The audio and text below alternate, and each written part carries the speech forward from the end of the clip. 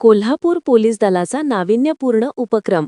नागरिकांच्या थेट संपर्कासाठी 80 मोबाईल वितरित. कोल्हापूर जिल्ह्यात कायदा व सुव्यवस्था अधिक प्रभावीपणे राखता यावी, तसेच सर्वसामान्य नागरिकांच्या तक्रारींचे तात्काळ व जलद निरसन व्हावे, या उद्देशाने कोल्हापूर जिल्हा पोलीस दलातर्फे एक नाविन्यपूर्ण उपक्रम राबविण्यात आला आहे. हा उपक्रम जिल्हा पोलीस अधीक्षक माननीय योगेश कुमार गुप्ता यांच्या संकल्पनेतून साकार झाला आहे.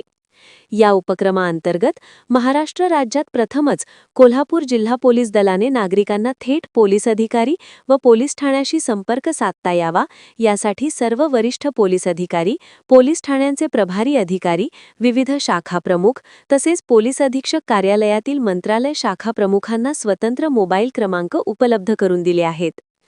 कोल्हापूर जिल्हा नियोजन समितीच्या शासकीय योजनेतून सॅमसंग कंपनीचे A17 मॉडेलचे एकूण 80 मोबाईल सिम कार्डसह उपलब्ध करून देण्यात आले आहेत.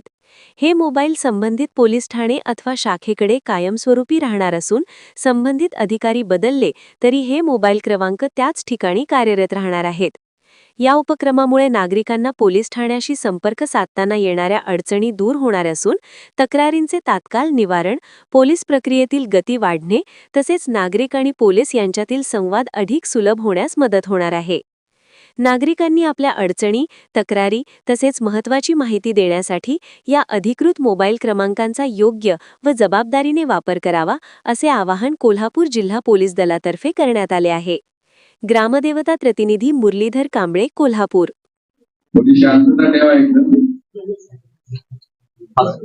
आज कोल्हापूर पोलीस मध्ये आम्ही एक नवीन संकल्पनाचा सुरुवात केलेली आहे. त्यांच्यामध्ये आम्ही 80 मोबाईल विथ सिम सगळे म्हणजे SP पासून जेवढे प्रभारी अधिकारी आहे आणि आमचे वेगळे ब्रांचेस आहे, मंत्रालयीन स्टाफ आहे, ज्या ज्या नंबरची पब्लिकला गरज पडतो तो सगळे नंबर आम्ही म्हणजे एक सारखे नंबर घेऊन एक CUD ग्रुपची सुरुवात केलेली आहे.